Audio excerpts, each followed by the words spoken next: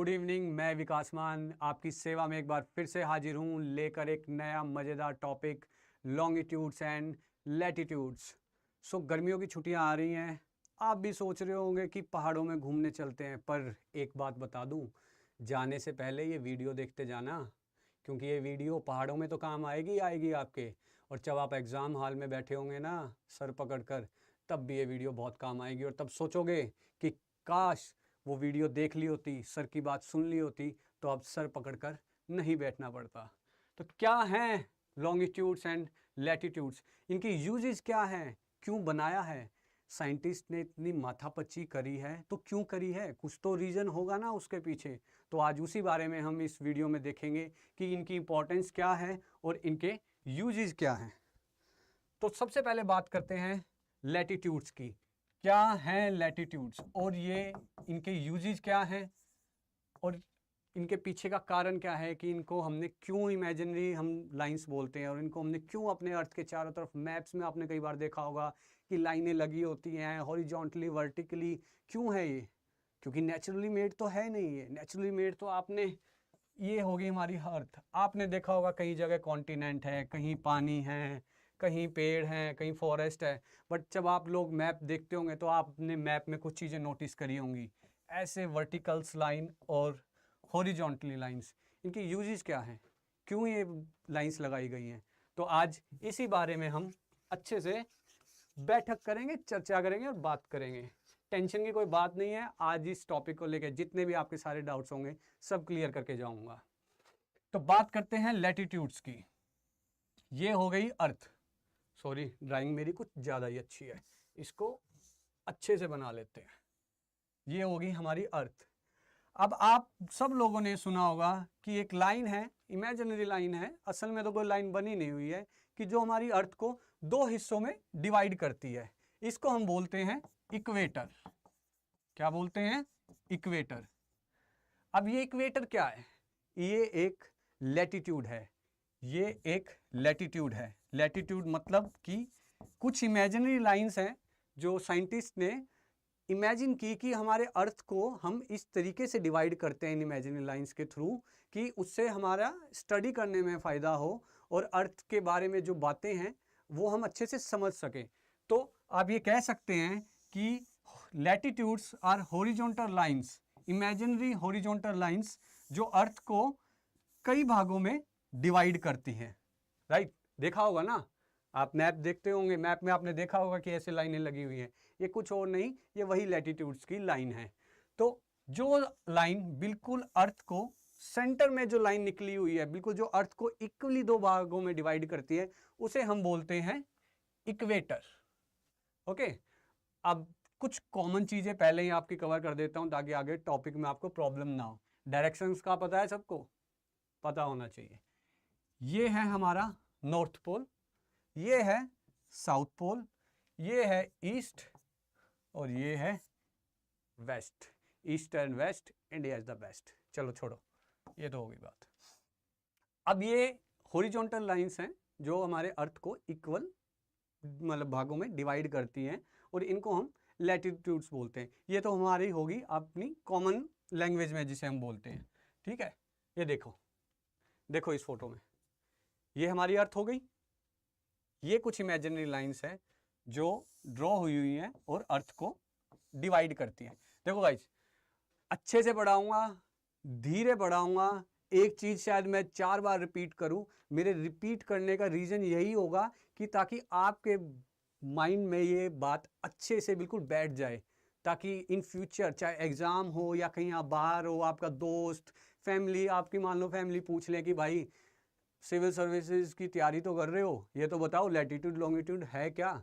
तो इसलिए 2-3 बार मैं रिपीट करूंगा। आपको शायद लगे कि हाँ यार बोरिंग हो रहा है सर, एक ईजी तो है, ईजी तो है बट इतना भी ईजी नहीं है। वो डायलॉग तो सुना होगा ना, don't underestimate the power of the common man. ऐसे ही don't underestimate the power of the, क्या कह रहे हैं, ईजी टॉपिक। चलो आगे बढ़ते हैं। अब ये क्या बोल रहा है? Latitudes are the imaginary lines drawn parallel to the equator। ये हमारी इक्वेटर हो गई, और इसके पैरेलल में जो लाइंस ड्रॉ हैं, ये देखें, एक दूसरे से इनका नेचर क्या है, पैरेलल है एक दूसरे से। They are use to determine the distance of a place at the north and south of the equator line. अब आप बोलेंगे सर ये क्या पंगा है, इसका क्या मतलब हो गया, ये डिस्टेंस मेजर करने में कैसे काम आती हैं, वो भी लाइन तो जा रही हैं ईस्ट टू वेस्ट, बट ये डिस्टेंस मेजर कर रही है नॉर्थ एंड साउथ का। कुछ नहीं है, बहुत सिंपल सी बात है, 1 मिनट में कवर हो जाएगी। आपको मैं एक स्लाइड के थ्रू दिखाता हूं, शायद आपको इजी समझ आएगा। एक सेकेंड, ये देखिए, ये है हमारे लैटिट्यूड्स। अब आप देख रहे हैं ये होगी हमारी इक्वेटर, ये होगी हमारी इक्वेटर। ये जो लाइंस हैं ये एक एंगल बनाती है, डिग्री, इनको एंगल्स के थ्रू, डिग्री के थ्रू इनकी मेजरमेंट होती है। तो ये जो सेंटर है, ये सेंटर की जो लाइन है ये 0 डिग्री पे है। और जब हम यहाँ से, क्योंकि ये बनी तो हॉरिजॉन्टली है, ईस्ट टू वेस्ट ट्रेवल कर रही हैं, बट जो इनसे हम डिस्टेंस मेजर करेंगे वो हम करेंगे नॉर्थ और साउथ का।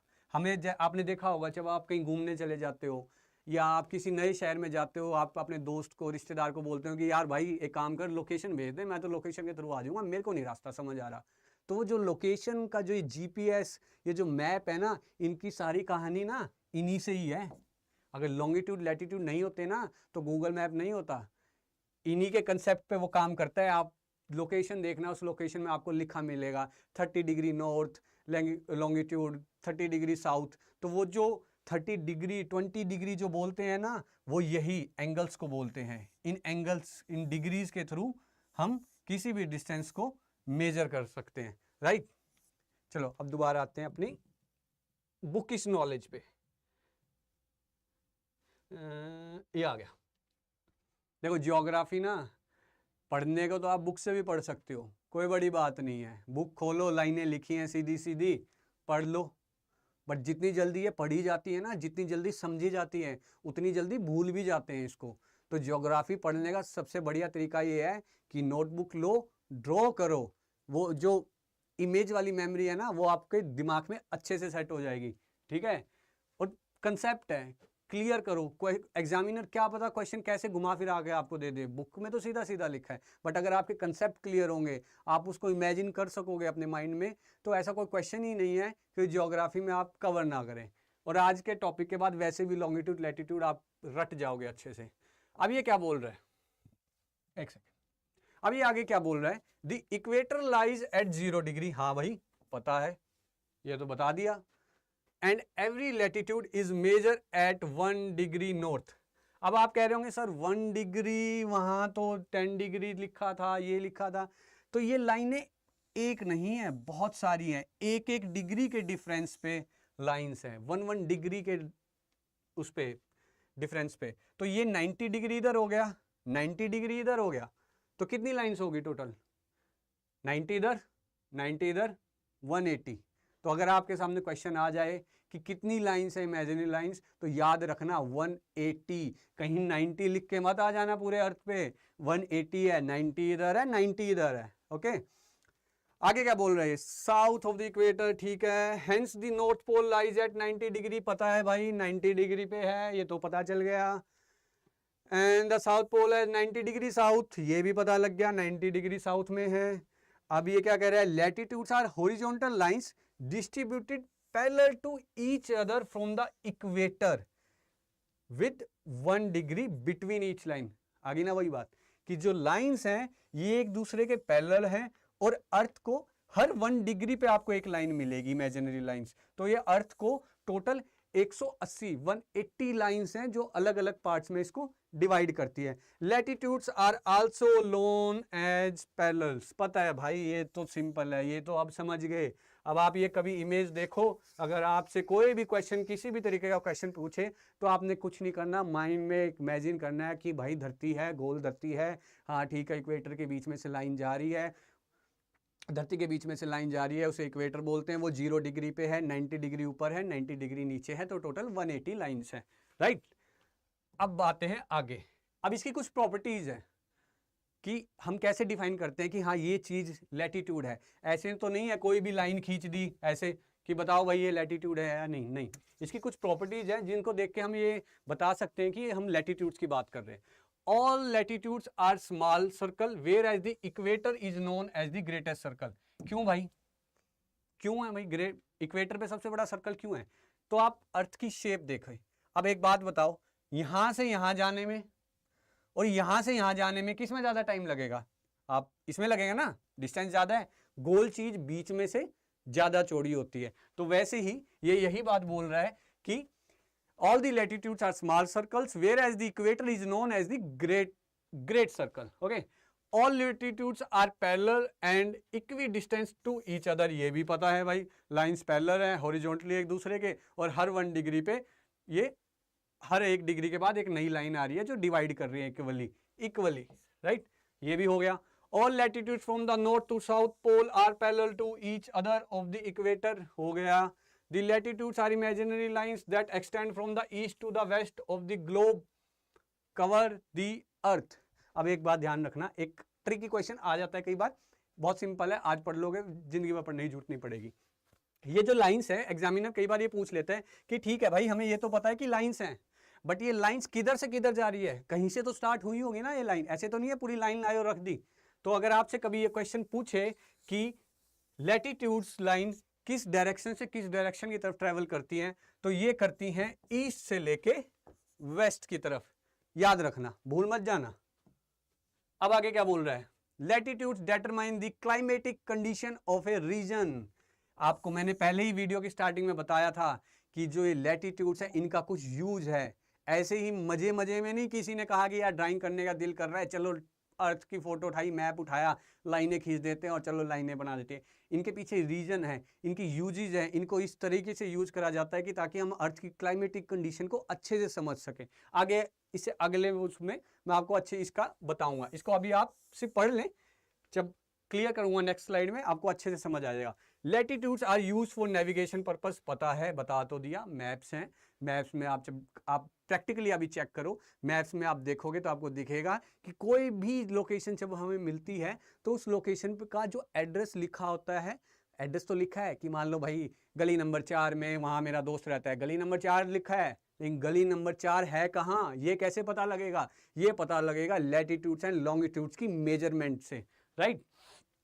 Next, all latitudes are central to each other and differ by 1 degree, पता है, हो गया। In total 180 latitudes cover the surface, आ गई बात, 90 ऊपर 90 नीचे, of which the equator, tropic of cancer, tropic of capricorn, arctic circle, antarctic circle are the most important ones. आप कहोगे भाई ये किन बला का नाम आ गया? अभी तो सर आप लैटिट्यूड्स कर रहे थे, अब ये क्या आ गया? Tropic of capricorn, tropic of cancer.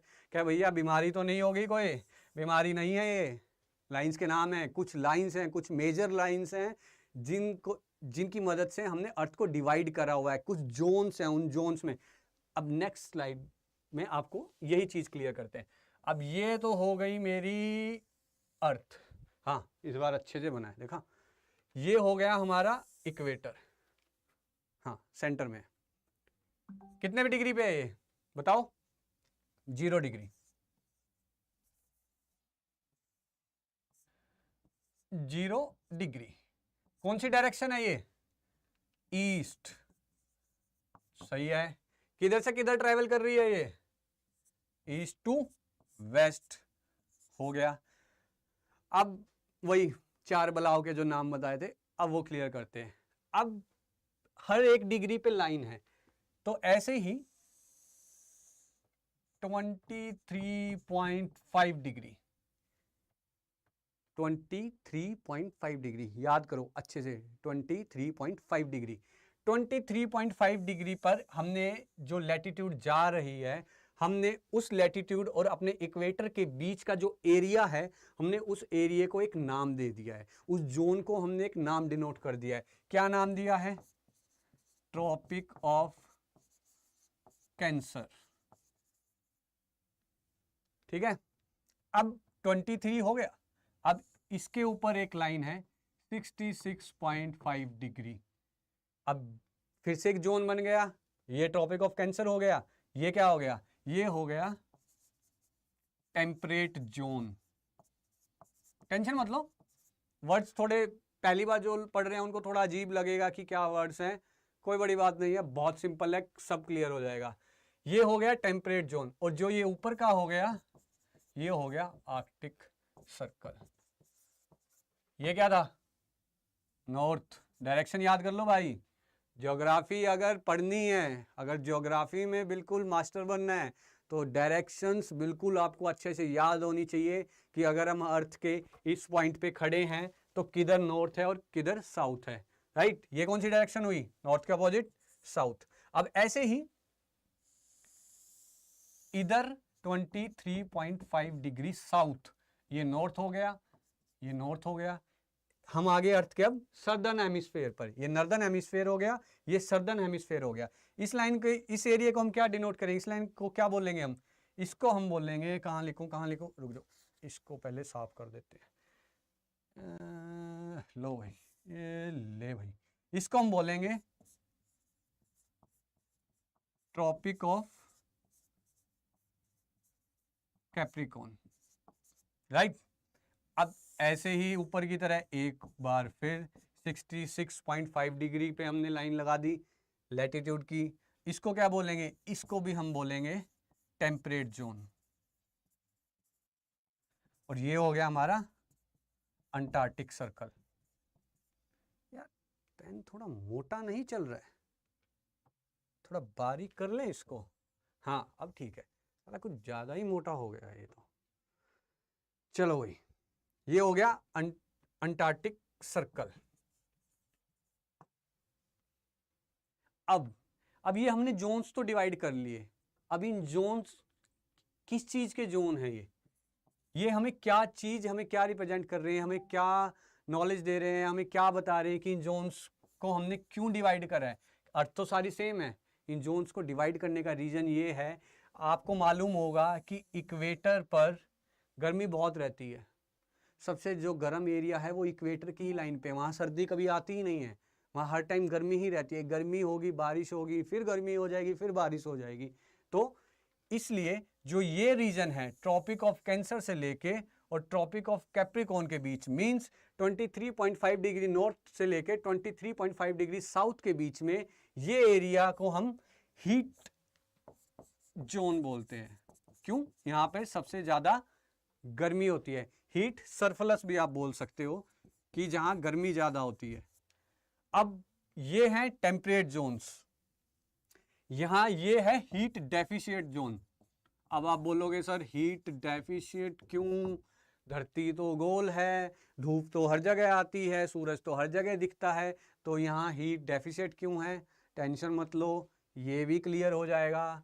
और ये हो गया हमारा आर्कटिक सर्कल, ये हो गया हमारा अंटार्कटिक सर्कल, राइट। अब आप समझे कि जो ये बलाओं के नाम लिखे थे, tropic of cancer, tropic of capricorn, arctic circle, antarctic circle, ये क्या थे और इनके पीछे का रीजन क्या है? रीजन था जो हमारे अर्थ का टेम्परेचर है, उस टेम्परेचर के हिसाब से हमने अपनी अर्थ को कुछ जोन्स में डिवाइड कर दिया है, राइट। अब बात करते हैं, हो गया इंपॉर्टेंट लैटिट्यूड्स। इक्वेटर हमें पता है 0 डिग्री पे है, ट्रॉपिक ऑफ कैंसर हमें पता है, ट्रॉपिक ऑफ कैप्रिकॉर्न पता लग गया, ये 23.5 डिग्री नॉर्थ में है, ये 23.5 डिग्री साउथ में है। North temperate zone 66.5 degree, south temperate zone 66.5, southern hemisphere में हो गया। ये आर्कटिक सर्कल हो गया, ये पूरे 90 डिग्री पे आ जाएगा। अंटार्कटिक सर्कल ये पूरे 90 डिग्री पे आ जाएगा। यहाँ तक कोई दिक्कत? सोना नहीं है, कहीं सो जाओ, सोना नहीं है भाई। अभी सो गए ना तो एग्जाम में फिर दिक्कत आ जाएगी। अब बात करते हैं कि जैसे मैंने आपको बताया कि जो ये हीटिंग जोन है, टेम्परेचर के हिसाब से जो हमने अर्थ को डिवाइड किया है कई पार्ट्स में, ये अलग अलग यहाँ टेम्परेचर क्यों है? यहाँ टेम्परेचर ज्यादा है, यहाँ कम है, और यहाँ तो भाई बिल्कुल ही जीरो, बर्फ, ठंडा, चिल्ड। इसका रीजन है हमारी अर्थ की शेप से लेके। अब वो कैसे? अब हमारी अर्थ की शेप आपको पता होगा कि सर्कल नहीं है, स्फेरिकल शेप है, थोड़ी सी स्फेयर है नेचर में। ठीक है सर, इससे क्या फर्क पड़ता है? गोल हो या थोड़ी सी स्फेयर हो, इससे टेम्परेचर में कैसे फर्क पड़ता है अभी बताता हूँ कैसे पड़ता है। ये होगी हमारी अर्थ। अब ये हो गया हमारे सूर्य देव, ये हो गए हमारे सूर्य देव। अब इधर से आप एक चीज नोटिस करो ना, ये जा रही है सनरेज यहां, ये हो गया हमारा इक्वेटर, फिर जा रही है सनरेज यहां, फिर जा रही है यहां, फिर जा रही है यहां, कुछ जा रही है यहां, ये देखो। अब इस चीज में आपको क्या डिफरेंस नजर आ रहा है, क्या क्या डिफरेंस नजर आ रहा है इस चीज में आपको? आप ये देख रहे हो कि जब सूर्य से जब उसकी सनरेज निकलती हैं, किरणें निकलती हैं हीट को लेके, तो वो सबसे पहले कहाँ पे, सबसे कम डिस्टेंस कहाँ ट्रैवल करती है, सबसे जल्दी कहाँ पहुंचती है? वो पहुंचती है इक्वेटर पर। इसलिए इक्वेटर पर मोस्ट ऑफ द टाइम्स क्या 100% पूरे साल ही गर्मी रहती है। उसका कारण है अर्थ की शेप से लेके, क्यों? यहाँ पे सबसे पहले सनरेज आके गिरती है, इसलिए यहाँ टेम्परेचर हाई रहता है। अब ये जो रीजन था जिसे हम टेम्परेट जोन कहते हैं, यहाँ और यहाँ के डिफरेंस है ना, यहाँ आने में मान लो 5 सेकंड लग रहे हैं, XYZ कुछ एग्जांपल लेते हैं, मान लो यहाँ आने में हमें 5 सेकंड लगे, तो यहाँ जाने में इसको 7 सेकंड लग रहे हैं। तो जाहिर सी बात है ना, यहाँ अगर पहले आ गई है, यहाँ हीट ज़्यादा रहेगी और यहाँ उसको डिस्टेंस ज़्यादा कवर करना पड़ रहा है, तो थोड़ी हीट भी रिड्यूस हो जाएगी। जितनी ज़्यादा टाइम रेज को ट्रैवल करने में लगता है, उतना ही वहाँ पे उसका हीट का इफेक्ट कम रहता है। ऐसे ही जब ये नॉर्थ पोल पे जाती हैं, तो नॉर्थ पोल तो और दूर पड़ गया, लो भाई ठंड हो गई। ऐसे ही साउथ पोल पे आ गए, यहाँ भी सेम वही रीजन है। तो आप समझे कि जो ये अलग अलग मैं आपको बताया कि जो ये हीट डेफिशिएट और हीट सरप्लस जोन है, इन्हें क्यों हीट सरप्लस और हीट डेफिशिएट बोला जाता है, उसके पीछे का रीजन है अर्थ की शेप को लेके। इसकी शेप स्फेरिकल शेप है। अगर आपके को क्वेश्चन एग्जामिनर आपसे पूछे कि जो टेम्परेचर में डिफरेंस है जोन वाइज, टेम्परेट जोन और ट्रॉपिक ऑफ कैंसर में, इसके पीछे का रीजन क्या है, तो आपने बिंदास टिक लगा देना है, क्योंकि अर्थ का शेप स्फेरिकल है। ठीक है, ये हो गया अब हमारा टॉपिक पूरा। अब बात करते हैं, अरे इससे पहले हम ब्लैक बोर्ड पे बना के समझाता हूं। अब बात करते हैं अर्थ की सीजन्स के बारे में, कि जो अर्थ पे सीजन जो चेंज होते हैं, विंटर और समर, मेनली 2 ही सीजन होते हैं, समर होगी या तो गर्मी होगी या सर्दी होगी, विंटर होगी। तो वो क्यों है, वो जो सीजन में डिफरेंस है। अब आप बोलोगे कि सर एक बंदा इक्वेटर पे खड़ा है, यहाँ तो समझ आ गया समर है क्योंकि इक्वेटर है, यहाँ गर्मी रहती है। अब सर एक बंदा यहाँ खड़ा है और एक बंदा यहाँ खड़ा है, कहीं यहाँ तो दोनों का लिए सेम वेदर होना चाहिए, बट ऐसा नहीं है। इसके पीछे का रीजन कुछ और है। इसके पीछे का रीजन है ये क्या, जो हमारी अर्थ है, इसके जो नॉर्थ पोल और जो साउथ पोल है वो थोड़े टिल्टेड है। मानो कि ये हमारी अर्थ है और ये अर्थ का ये नॉर्थ पोल हो गया, ये साउथ पोल हो गया, तो ये ऐसे सीधा ना होकर ऐसे थोड़ा टिल्ट है, टिल्टेड नेचर है इसका, एक तरफ अर्थ झुकी हुई है। अब ये झुकी हुई क्यों है, इसके पीछे का भी कारण है। आज तक कोई मतलब सॉलिड रीजन तो नहीं मिला है, बट पुराने टाइम में कुछ साइंटिस्ट की थ्योरी है, वो ये बोलते हैं कि बहुत सालों पहले, बिलियन ईयर्स पहले, कि कोई ऑब्जेक्ट था, कोई एस्टेरॉयड था, जो कुछ था, वो आके अर्थ पर टकराया और टकराने की वजह से अर्थ थोड़ी अपनी जगह पे टिल्ट होगी। तो अब ये अर्थ नेचर, इसकी हमें शेप पता लगी कि स्फेरिकल शेप है। दूसरा इसके बारे में क्या पता लगा कि ये थोड़ी टिल्टेड है और ये अपनी ही जगह रोटेट करती है ऐसे टिल्ट होके। ठीक है, तो अब आप एक चीज देखिए, ये हो गया हमारा सन, यहां से रेज आ रही है, ये हो गया हमारा नॉर्थ पोल, ये हो गया हमारा साउथ पोल। तो आप क्या चीज नोटिस कर रहे होंगे, अब ये देख रहे होंगे कि यहां तो गर्मी है, ये हो गया हमारा इक्वेटर, यहां भी गर्मी है, और जो ये सदर्न हेमिस्फेयर है, इतने हिस्से में हमारे एक तरफ गर्मी रहती है और जो दूसरा हिस्सा होगा उधर विंटर रहती है। तो आप ये देखिए, ये हो गया हमारा सेंटर, तो किस तरफ ज्यादा झुकाव है अभी अर्थ का, आप देख रहे हैं 20। अब एक चीज और, कोई आपसे ये भी पूछ सकता है कि अर्थ कितने डिग्री पे टिल्टेड है, तो जो अर्थ टिल्टेड है वो है 23.5 डिग्री। 23.5 डिग्री, कितना? 23.5 डिग्री। ये अपनी जगह पे 23.5 डिग्री टिल्ट है। तो अब आप देखिए ये जो नॉर्दर्न हेमिस्फेयर है, ये टिल्ट होने की वजह से इसका मोस्ट ऑफ द पार्ट सन की डायरेक्ट रेंज में है, बट जो सदर्न हेमिस्फेयर है, सदर्न हेमिस्फेयर टिल्ट होने की नेचर की वजह से दूर हो गया है। जैसे ये अर्थ है, ये ऐसे टिल्ट हो गई है, तो जो ये हिस्सा है ये सन से दूर चला गया और ये वाला हिस्सा सन के पास आ गया है। तो इस टाइम जब अर्थ इस पोजीशन पे होती है, जब उसका नॉर्दर्न हेमिस्फेयर का हिस्सा सन के झुकाव उस साइड में होता है, तो डायरेक्ट रेंज में आने की वजह से इधर समर रहती है, और जो सदर्न हेमिस्फेयर है उधर इस टाइम विंटर रहती है। इधर समर रहेगी, इधर विंटर। देखो, एक तो ये लाइन का डिस्टेंस और एक इस लाइन का डिस्टेंस दिख ही रहा है सामने, कोई दिक्कत ही नहीं है इसमें। तो अगर आपसे कभी कोई पूछे कि जो अर्थ के सीजन है, विंटर और समर है, ये क्यों चेंज होते हैं, ये नॉर्दर्न हेमिस्फीयर पे ही क्यों समर रहती है, सदर्न हेमिस्फीयर पे क्यों नहीं रहती, क्योंकि सन तो सामने दिख रहा है, वो तो अर्थ से साइज में बहुत बड़ा है, लेकिन रेज हर जगह जाती हैं, धूप हर जगह निकलती है, बट एक टाइम नॉर्दर्न हेमिस्फीयर में सर्दियाँ होती हैं और फिर गर्मियाँ आती हैं। ऐसे ही सदर्न हेमिस्फीयर में जब नॉर्दर्न में गर्मियाँ होंगी तो सदर्न हेमिस्फीयर पे यहाँ विंटर होगी, राइट। एक बार आप क्लियर अच्छे से देख लें, क्या है? टिल्ट, अपनी जगह टिल्ट है। तो इसी नेचर की वजह से अर्थ पे सीजन आते हैं। सीजन आने का रीजन ही यही है। अगर कहीं अर्थ बिल्कुल सीधी होती तो फिर तो नॉर्दर्न हेमिस्फीयर और सदर्न हेमिस्फीयर पर एक ही टाइम समर आती, डायरेक्ट रेंज में रहते, जितनी यहाँ लाइट जा रही है, सनरेज जा रही है, उतनी ही आ जाती। ऐसा होने पे एक जैसा ही वेदर रहता दोनों में हेमिस्फीयर पर। और मे भी हो सकता है कुछ और ही हमारे प्लेनेट शायद सरवाइव करने के लायक ही नहीं होता, कुछ और विंड सिस्टम कुछ और होता, विंड पैटर्न कुछ और होता। तो इसलिए ये इसका अर्थ का एक नेचर है अपनी जगह टिल्ट होने का, राइट। अब बात करते हैं, सॉरी, अब आपने सुना होगा बड़े बुजुर्गों से, बचपन में आपने सुना होगा कि जून में 21 जून से कहते हैं कि भाई अब से ये जो आज की दिन है, ये गर्मियों का सबसे लंबा दिन है और रात छोटी है।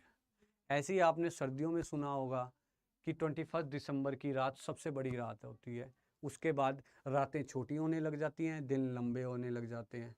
तो उसके पीछे का रीज़न क्या है? उसके पीछे का रीज़न है हमारी अर्थ का सन के अराउंड,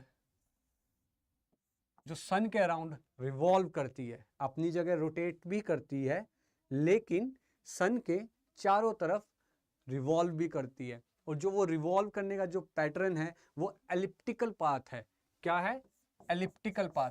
इसी पाथ की वजह से जो हमारे दिन और रात का जो डिफरेंस है, जो डे और नाइट का डिफरेंस है, वो चेंज होता रहता है। इसलिए जब हमारे बड़े बूढ़े कहते थे ना कि भाई 21 जून आ गई है, आज से दिन छोटे होते जाएंगे, रातें बड़ी होती जाएंगी, उसके पीछे का रीज़न ही ये है। तो एग्ज़ाम में आपने इस बात को ध्यान रखना है। अब शायद भूल भी सकते हो, भूलने नहीं दूंगा। ये क्या हो गया हमारा? सन हो गया। ये क्या हो गई हमारी? अर्थ। एक ये अर्थ हो गई, एक ये अर्थ हो गई, और एक यहाँ हो गई। अब हमें क्या क्या पता है अर्थ के बारे में? कि इसका शेप स्फेरिकल है, ठीक है। दूसरा हमें ये पता है कि अर्थ अपनी जगह टिल्टेड है। क्या है? टिल्टेड है। और कितना टिल्टेड है बताओ फटाफट? 23.5 डिग्री। अब जब अर्थ इस पोजीशन पे होती है तो जो सन रेज होती हैं नॉर्दर्न हेमिस्फीयर पर, कहाँ? नॉर्दर्न हेमिस्फीयर पर, जहां हम हैं नॉर्थ में। सदर्न हेमिस्फीयर में इंडिया नहीं है, नॉर्दर्न हेमिस्फीयर में है। तो 21 जून से हमारी डे और नाइट में डिफरेंस आने लग जाता है। तो इस कंडीशन को हम क्या बोलते हैं? इस हम कंडीशन को बोलते हैं समर सोलिस्टिस, राइट। अब अर्थ है यहाँ, भाई घूमेगी भी, सर्दियां भी तो आनी है, तो ये यहां से रोटेट होती हुई यहां आ जाती है। फिर क्या होता है, चलो इससे पहले आप ये इधर वाली कंडीशन देख लो। ये हमारा नॉर्थ पोल हो गया, ये साउथ पोल हो गया, ये आपको मैं बाद में समझाता हूँ। पहले ये तो दो बहुत सिंपल है, इजी है इन दोनों, इनसे तो शायद क्वेश्चन मेरे को लगता नहीं आएगा, बट फिर भी ये बहुत इजी है। पहले इन दो पे आप ध्यान दो। ये हमारी होगी अर्थ जब इस कंडीशन पे आती है, तो जो हमारी सन रेज होती हैं वो सदर्न हेमिस्फेयर पर ज्यादा पड़ती हैं। दिसंबर में हमारे यहाँ क्या हुआ, फिर विंटर हो गई। और किस तारीख को, 21 दिसंबर को। तो 21 दिसंबर से रातें छोटी होती हैं और दिन बड़े होने लग जाते हैं। तो इसको हम, इस कंडीशन को हम बोलते हैं विंटर सॉल्स्टिस। ठीक है, समर सॉल्स्टिस का पता लग गया, विंटर सॉल्स्टिस का पता लग गया। अब ये जो दो कंडीशंस हैं, ये कंडीशंस कब बनती हैं, ये बनती है हमारी मार्च में, और ये कंडीशन हमारी बनती है सितंबर में, राइट। तो आप इधर से देखें, इधर से देखें, ये हमारी सर्दी आ गई, 21 दिसंबर हो गया। अब दिसंबर के बाद गर्मियां आने लगती हैं। दिसंबर आ गया, यहाँ मान लो अर्थ यहाँ पहुंची तो जनवरी आ गया, यहाँ पहुंची तो फरवरी आ गया, और यहाँ पहुंची तो मार्च आ गया। तो ऐसे ही मार्च से फिर जून, और जून से सितंबर। तो जो ये दो जो कंडीशन होती है, हमें इन कंडीशन को बोलते हैं इक्विनॉक्स। इक्विनॉक्स, इक्विनॉक्स नाम से पता लगा, इक्वी मतलब मार्च और सितंबर में जो दिन और जो रातों का डिफरेंस होता है वो सेम होता है। 12 घंटे के दिन होते हैं और 12 ही घंटे की रात होती है। तो अर्थ के एलिप्टिकल पाथ की वजह से 4 कंडीशन बनती हैं। पहली कंडीशन समर सॉल्स्टिस 21 जून। सेकंड कंडीशन हमारी जो बनेगी इक्विनॉक्स की। तीसरी कंडीशन हमारी बनेगी विंटर सॉल्स्टिस की, और फोर्थ कंडीशन बनेगी फिर से इक्विनॉक्स। इन दो पाथ पर जब, इन दो जगह पर जब अर्थ आती है तो डे और नाइट बिल्कुल बराबर हो जाते हैं। ठीक है, अब बात करते, ये देखो, लो क्या दिख रहा है आपको। सबसे पहले इधर देखें, नॉर्दर्न हेमिस्फेयर डायरेक्ट रेंज में है, नॉर्दर्न हेमिस्फेयर। तो यहाँ कब आएगा, यहाँ आएगा मार्च, समर सॉल्स्टिस की कंडीशन बन गई। फिर 21 सितंबर को इक्विनॉक्स की कंडीशन बन गई। फिर दोबारा दिसंबर आ गया, नॉर्दर्न हेमिस्फेयर में विंटर आ गई, सदर्न हेमिस्फेयर में समर आ गया। तो ये जब कंडीशन यहाँ बनेगी, इसे हम बोलेंगे विंटर सॉल्स्टिस।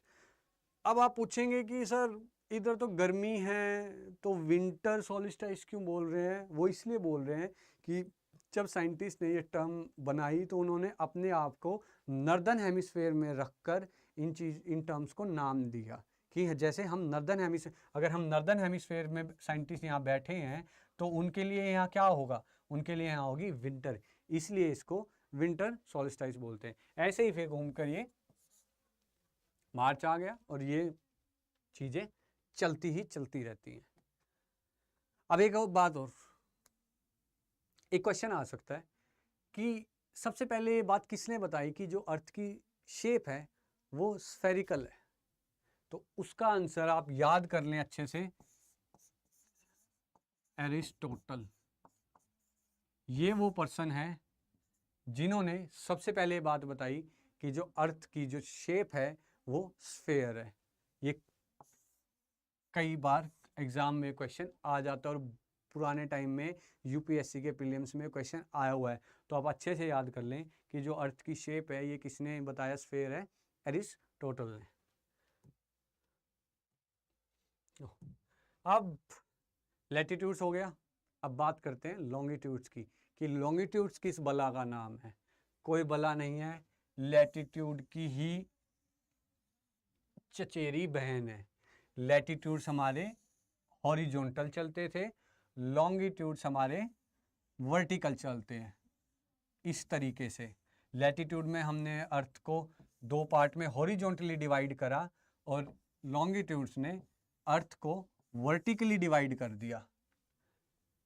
ये लैटिट्यूड्स की लाइन, और ये लॉन्गिट्यूड्स। तो लॉन्गिट्यूड्स की डेफिनेशन आप ये बोल सकते हैं कि इसका जो नेचर बता सकते हैं कि ये वर्टिकल होती हैं अर्थ पे, इनका वर्टिकल शेप में रहती हैं जो अर्थ, और ये नॉर्थ टू साउथ ट्रेवल करती हैं। जैसे वो ईस्ट टू वेस्ट कर रही थी, ऐसे ही ये नॉर्थ टू साउथ ट्रेवल करती हैं। अब आप बोलेंगे सर इसका क्या यूज है? लैटिट्यूड्स का तो चलो पता लग गया कि सर सीजन है, अर्थ के टेम्परेचर के लिए हमने जोन डिवाइड करे हैं, उसके लिए हमारे काम में आती हैं। लॉन्गिट्यूड्स का क्या काम है जब लैटिट्यूड्स से हो ही रहा है हमारा काम? बहुत ज़रूरी काम है, यही तो सबसे ज़रूरी काम है। लॉन्गिट्यूड्स से हम क्या पता लगाते हैं? लॉन्गिट्यूड हमारी किस चीज़ में हेल्प करती है? ये हमें दो चीज़ों में हेल्प करती है। एक, टाइम सेट करने में, कितना बजा है, कहाँ पे किस टाइम कितने बजे हुए हैं। अब जो मैं टाइम देख रहा हूँ, अभी टाइम होने को आ रहा है 7:20, तो ये मेरे को कैसे पता लगा, घड़ी को कैसे पता लगा कि 7:20 ही मेरे को दिखाने हैं?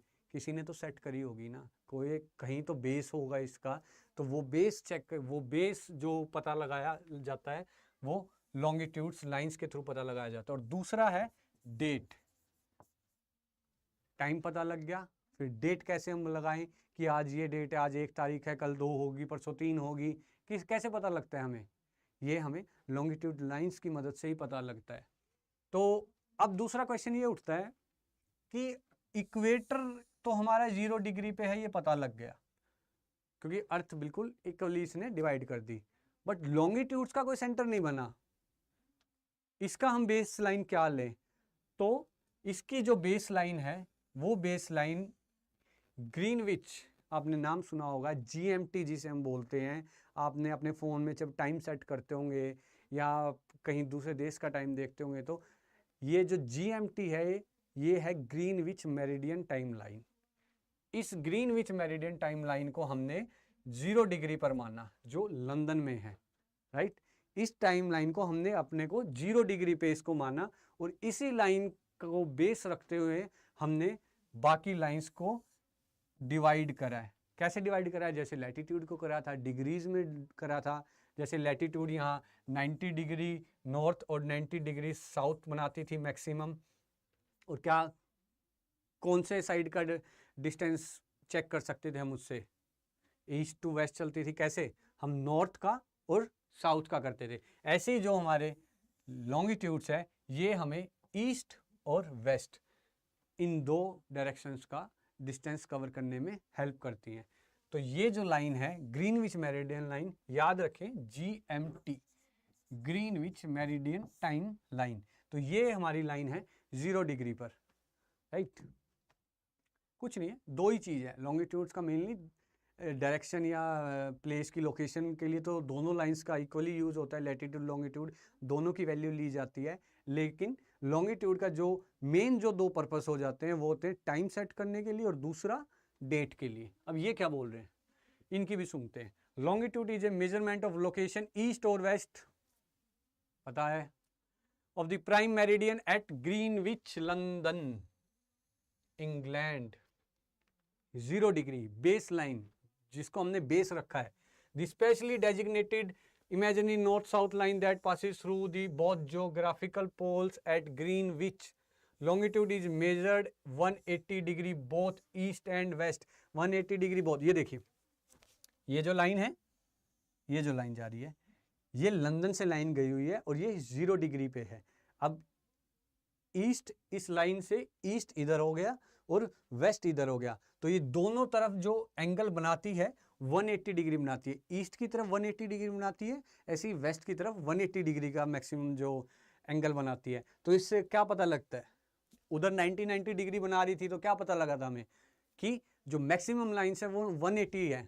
ऐसे ही इसमें जो मैक्सिमम लाइन होंगी वो होंगी 360 lines, 360 degree, 180 degree 180 degree 360 lines होंगी।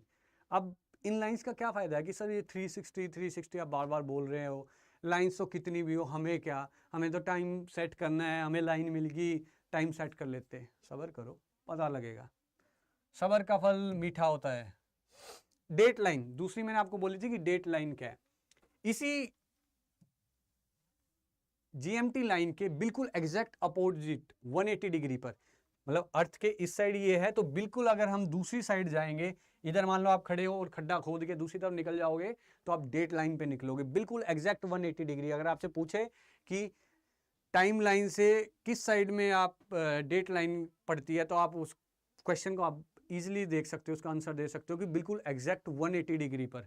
तो 180 डिग्री पर आता है ये एरिया। ये कहोगे सर ये क्या लाइन है, ये तो ऐ लग रहा है 20 है और पानी आ रहा है, ये तो पाइप लाइन लग रही है और ये टैप लगी हुई है। टैप नहीं है भाई, बहुत ज़रूरी है। देखो इस लाइन का जिगजैग होने का रीज़न ये है कि इस लाइन पर अगर हम सीधा यहाँ ऐसे मान लो लाइन खींच देते, तो आप जो ये एरिया देख रहे हैं, ये जो एरिया है, ये कुछ कंट्रीज़ के बीचों बीच चली जाती है, और कुछ कंट्रीज़ के बीचों बीच जाने का मतलब ये हो गया कि वहाँ पर डेट का डिफरेंस हो जाता। कैसे हो जाता, मान लो यहाँ बीचों बीच मैं खड़ा हूँ और यहाँ से डेट लाइन जा रही है, तो इधर आया तो 1 तारीख, इधर आया तो 2 तारीख, ये पंगा पड़ जाता, देश में पंगे हो जाते। एग्ज़ाम था आज का, जाके दूसरी तरफ बैठ गया, क्या मैं तो आज दूंगा, दिक्कत हो जाती। इस वजह से इस लाइन को जिगजैग बनाया है, ताकि किसी कंट्री को ये किसी कंट्री के पार्ट में से बीच में से ना निकले, बिल्कुल समुंदर सी में से, ओशियन में से ये बीचों बीच निकले, कोई लैंड को डिवाइड ना करे, राइट। अब इस लाइन की एक मज़ेदार और है, याद रहेगा, याद करने का मैं तरीका बता देता हूँ। आपने कभी टाइम ट्रैवल किया है? सब कहते हैं कि टाइम ट्रैवल, मूवीज़ में देखा होगा आपने कि टाइम ट्रैवल कर रहे हैं, मशीन में बैठते हैं चले जाते हैं।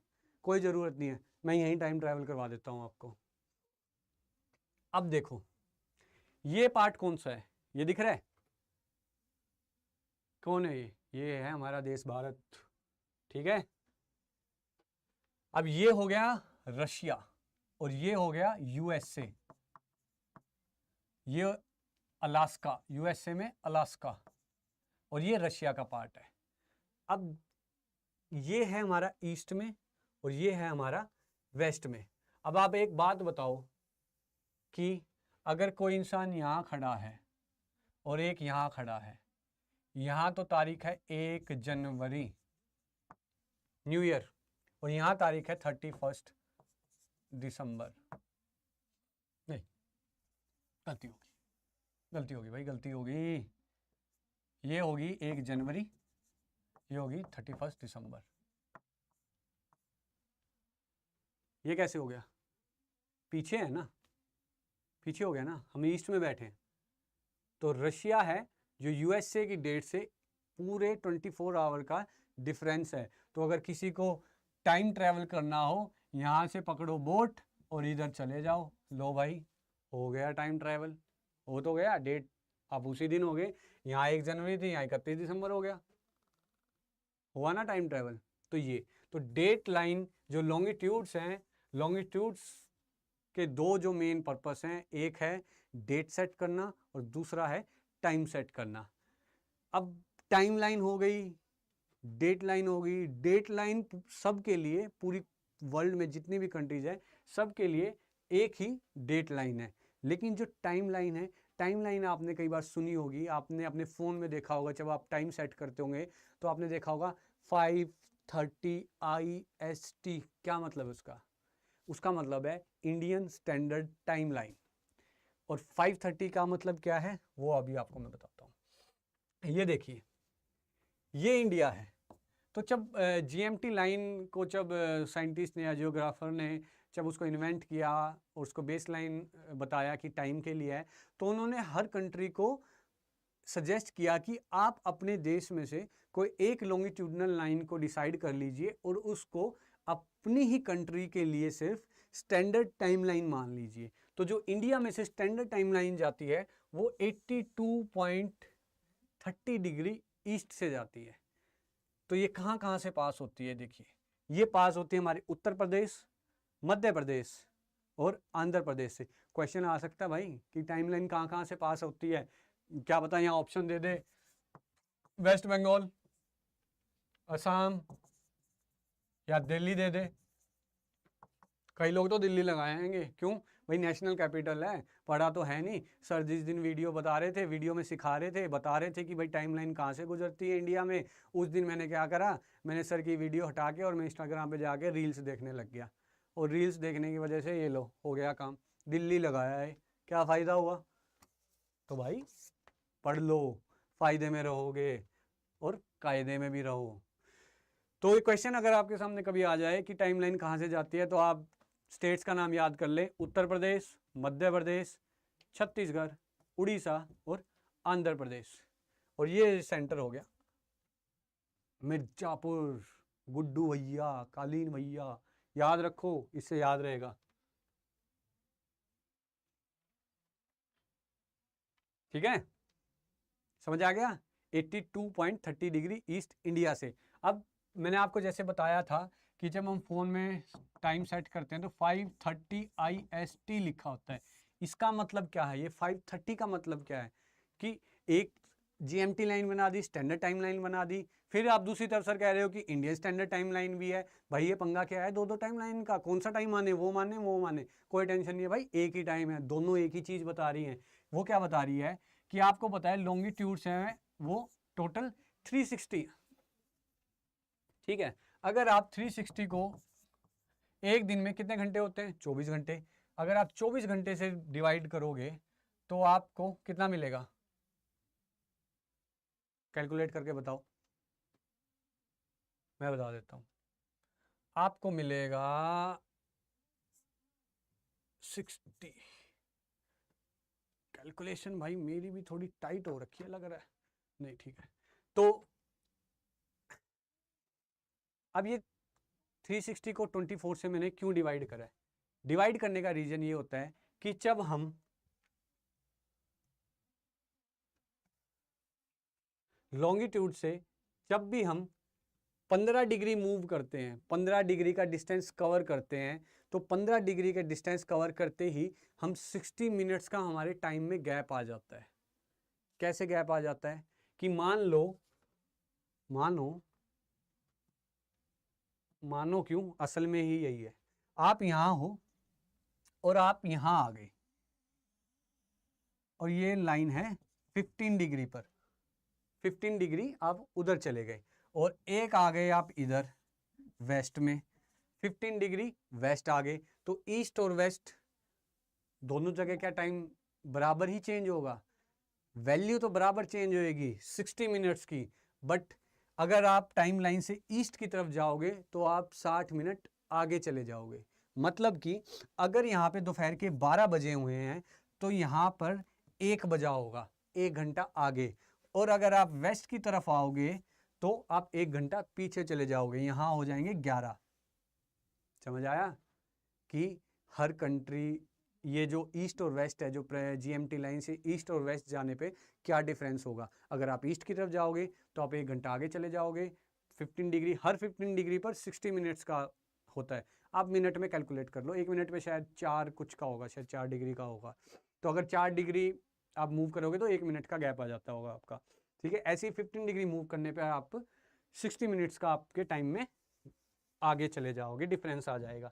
तो ये जो मैंने आपको बताया कि जो 5:30 लिखा है ये है 5 घंटे 30 मिनट, मतलब कि 0 डिग्री से हम 82.30 डिग्री ईस्ट में आ गए हैं। ईस्ट का आने का मतलब है हम आगे की तरफ आ गए हैं। तो इसलिए अगर GMT लाइन पर 12 बजे हुए हैं और हम उसी टाइम अगर हम इंडिया में टाइम देखें 82 डिग्री पर, तो यहाँ पर शाम के 5:30 बजे होंगे। कितने बजे होंगे? शाम के 5:30 बजे होंगे।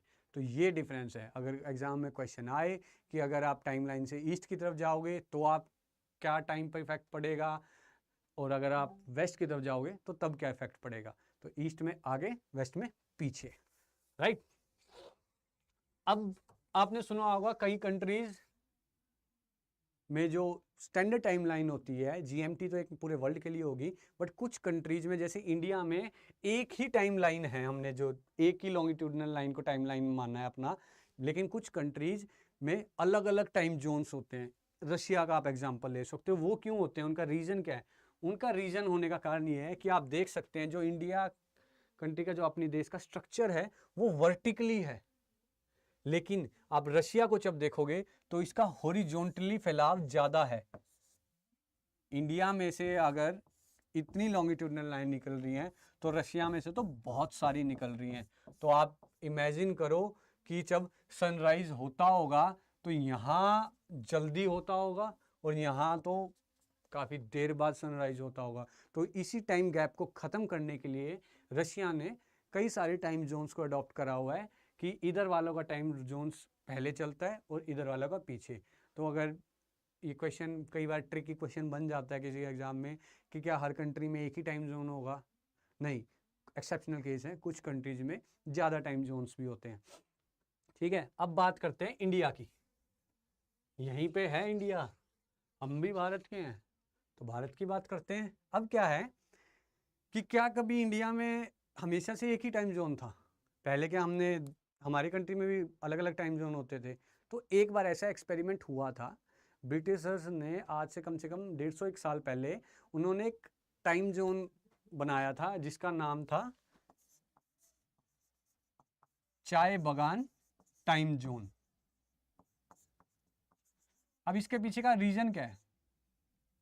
नाम से ही पता चल रहा है, चाय बगान, चाय। इंडिया में कहाँ ज़्यादा टी प्लांटेशन होती है? ईस्ट में। इन जगहों पर चाय की पैदावार होती है, चाय की खेती होती है। और अब दिक्कत क्या आ रही थी ब्रिटिशर्स को कि बनने आए थे, उन्हें तो जो मिल रहा था ले जा रहे थे, उन्हें चाय में प्रॉफिट दिख रहा था कि भाई यहाँ से लो, एक्सपोर्ट करो और पैसा कमाओ। बट उन्हें दिक्कत क्या आ रही थी कि एक ही टाइम जोन होने की वजह से नॉर्थ ईस्ट में पहले सनराइज हो जाता था और वेस्ट में लेट होता था। और जब अगर कहीं पे पहले ही सनराइज हो रहा है तो जाहिर सी बात है वहाँ सनसेट भी पहले होगा। तो जो उनके वर्किंग आवर्स थे, उन वर्किंग आवर्स में काफ़ी डिफरेंस आ रहा था। तो इसी चीज़ के लिए उन्होंने चाय बगान टाइम जोन इन्वेंट किया था। बट आफ्टर इंडिपेंडेंस हमारी इंडियन गवर्नमेंट ने इस टाइम जोन को मना कर दिया कि नहीं, इंडिया में एक ही टाइम जोन होगा, दो टाइम जोन की हमें कोई ज़रूरत नहीं है। क्यों? चैलेंजेस बहुत सारे थे। मान लो जस्ट इन केस कि चलो मान लिया हमने दो टाइम जोन ले लिए, हमने बता दिया कि भाई ठीक है, एक लाइन यहाँ से भी जा रही है और हम इस टाइम जोन को ही मानते हैं। अब क्या क्या चैलेंजेस फेस करने पड़ सकते हैं हमें? सोचो वहाँ बैंक जल्दी खुलेंगे, यहाँ बैंक लेट खुलेंगे, वहाँ स्कूल जल्दी खुलेंगे, वेस्ट की तरफ स्कूल लेट खुलेंगे, पब्लिक ऑफिस, एडमिनिस्ट्रेटिव चैलेंजेस इतने ज़्यादा हो जाएंगे कि बुरा हाल ही हो जाएगा। तो इन चैलेंजेस से, इन मुसीबतों से बचने के लिए इंडियन गवर्नमेंट ने कहा कि नहीं भाई, हम तो एक ही टाइम जोन को मानेंगे, हमें दो टाइम जोन की जरूरत नहीं है। तो आफ्टर इंडिपेंडेंस इंडिया ने इस टाइम जोन को समाप्त कर दिया, बंद कर दिया। ब्रिटिशर्स को बोला तुम गए, अपना टाइम जोन साथ में ले जाओ, भागते निकलो। तो अगर आपसे कोई पूछे कि इंडिया में कभी दो टाइम जोन थे, तो आप बोल सकते हो। अगर मेंस में ऐसा कोई क्वेश्चन आ जाए इस चीज़ से रिलेटेड, अगर आपको कुछ लिखना पड़ जाए, तो आप इसकी रेफरेंस दे सकते हो कि हाँ एक बार हुआ था, ब्रिटिशर्स ने स्टार्ट किया था चाय बगान time zone, but after independence उसे ऑफिशियली नहीं माना जाता और उसे बंद कर दिया। राइट। तो ये था आज का हमारा लॉन्गिट्यूड एंड लैटिट्यूड का टॉपिक। अच्छे से समझ आया? एग्जाम में कोई भी क्वेश्चन हो, घबराने की कोई टेंशन नहीं है, जस्ट इमेजिन करना है। ज्योग्राफी का ना खेल ही इमेजिनेशन का है। आपने घर पे चार्ट बनाए हैं, इमेजेस देखी हैं, दिमाग में इमेजिन करा कि हाँ लॉन्गिट्यूड लैटिट्यूड ऐसे होते हैं, अगर हीट जोन ऐसे है, कोई क्वेश्चन आ गया कि किधर क्या पड़ता है, तो एक बार मैप देख लो। और खाली मैं ही बोलता हूँ कि वीडियो देखने के बाद आप एक बार बुक्स को भी थॉरली रीड करो, एनसीईआरटी उठा लो, एनसीईआरटी दी बेस्ट है। कोई ज़्यादा डीप में हमें जाने की जरूरत नहीं है लॉन्गिट्यूड पे कि कौन सी कंट्री कितने एंगल पे है, कितनी डिग्री पे है, इतना डीप जाने की जरूरत नहीं है। हाँ, एनसीईआरटी में सफिशिएंट है। आपके एग्ज़ाम में, पीसीएस में अगर और यूपीएससी में अगर आपसे एग्ज़ाम आए तो एनसीईआरटी आप ज्योग्राफी के लिए रिकमेंड मैं आपको करता हूँ कि आप इस टॉपिक को उसमें से कवर कर सकते हैं। ठीक है, तो और अब घूमने जा सकते हो, लेकिन पढ़ना ज़रूर है। साथ में जाओ तो YouTube पे मेरे वीडियो लगा लेना, आने वाले टाइम में ऐसी मज़ेदार टॉपिक लेके आऊँगा। पूरी ज्योग्राफी इतनी ईजी हो जाएगी ना, आप ये कहोगे कि सर मज़ा आ गया, स्वाद ला दिया गया सर जी आपने। तो आज के लिए बस इतना ही। धन्यवाद मेरे साथ बने रहने के लिए। अब आपसे मिलते हैं अगली वीडियो में। Bye bye.